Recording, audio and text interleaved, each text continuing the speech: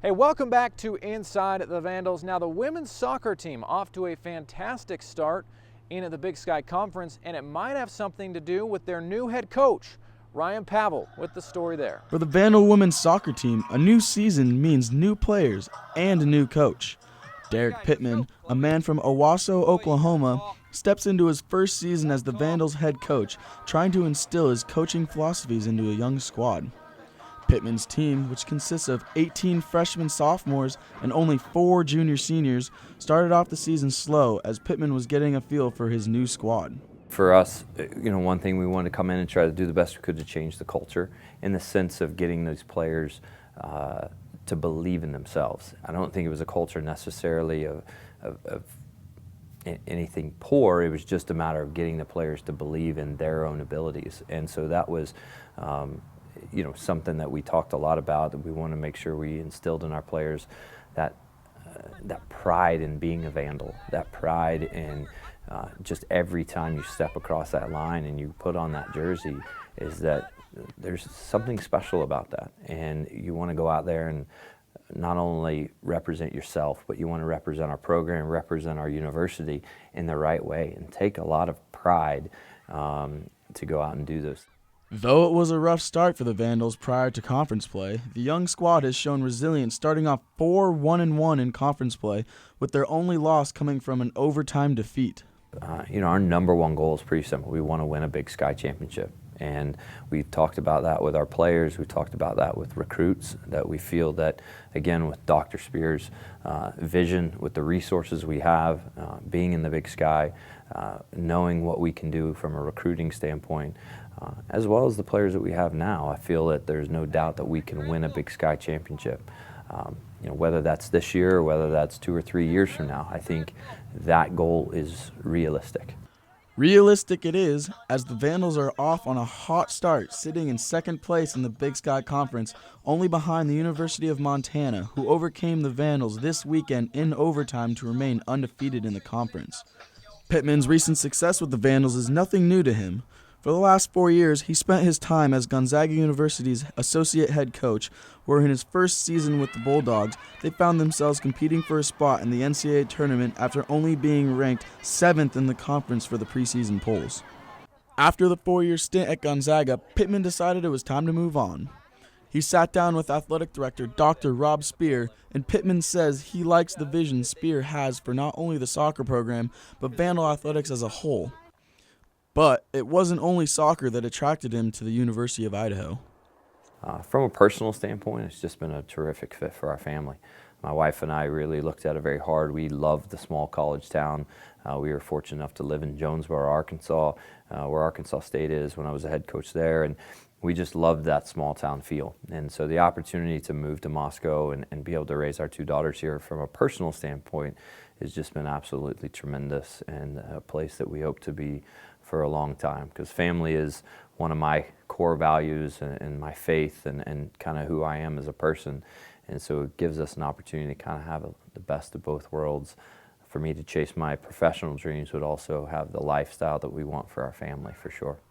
Idaho looks to continue their success in conference play this weekend as they have their final 2 home games of the regular season. Friday afternoon, they take on Weber State University for their homecoming game matchup, and then continue on Sunday afternoon for their senior day game against in-state opponent Idaho State University. For Inside the Vandals, I'm Ryan Pavel. Hey, thanks, Ryan, for the great piece right there. Obviously, the soccer team playing really well. They already have 4 wins in conference play. Now it's time for Campus Connection, where we take a look at what's going on around the Idaho campus.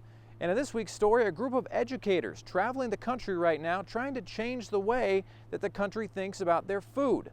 Nick D'Amico with the details. One of the greatest challenges of the next generation could be to feed an exploding population, as hunger is already the #1 killer in the world. Hunger U, which is a traveling exhibit, made its stop at the University of Idaho to inform students of how they can help. When people come to our display, they can definitely take our hunger challenge. We have it set up on all of our iPads, and when someone takes the hunger challenge, we donate a meal on their behalf.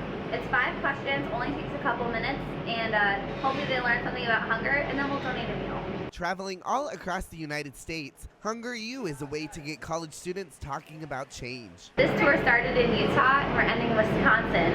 So it's the fall 2014 Pacific Northwest Tour is what our tour is, and we're gonna hit a lot of the states. I think the trailer's meant to, after this tour, will be about 45 of the 50. So we've covered a lot of ground and definitely had a lot of conversations. With the giant television screens, interactive iPads to test your knowledge, and a bus covered with facts about the percentages of people who go hungry in the world, they sure know how to get students' attention. But if that isn't enough, they have other exciting ways to get students to learn about hunger issues. We have pedal tractors here. People are more than welcome to ride them, race on them. Just really fun. We try to draw attention, and what's more drawing than pedal tractors and a few TVs and some iPads to play on. Reporting for Inside the Vandals, I'm Nick D'Amico.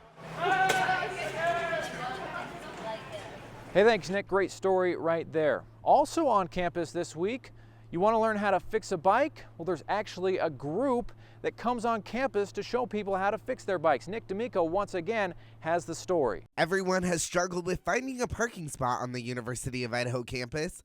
Why not stop the aggravation and ride your bike to school? What we're trying to push is just encouraging biking on campus, because that does create a more sustainable campus, and less driving is better for the environment. So I think it benefits our community as a whole. Providing a way for students to get their bikes ready for the road, the Sustainability Center put on their semi-annual event called Bike Fix. Bike Fix is just what we're doing today. It's more of kind of a fair featuring a bunch of different organizations from around campus and the community that are working on sustainable initiatives.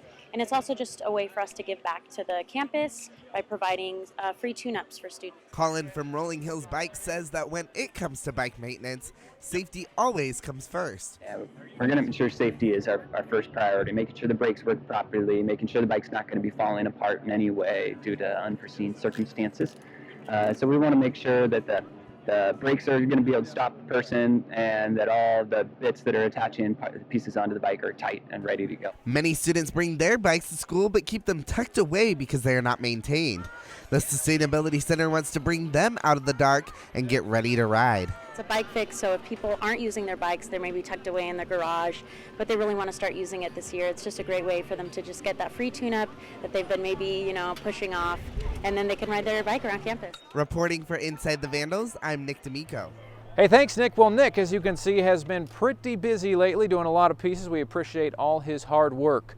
Well, that'll do it for this week's edition of Inside the Vandals. Make sure to join us next week as we look back on what happened here at the Dome in homecoming against New Mexico State. And also we'll look ahead. We'll see what the team will be doing in their bye week. We'll look in on volleyball and soccer, and we'll also start to see what men's and women's basketball is doing as they prepare to open their respective seasons. Join us next week, same time, same place, here on Inside the Vandals.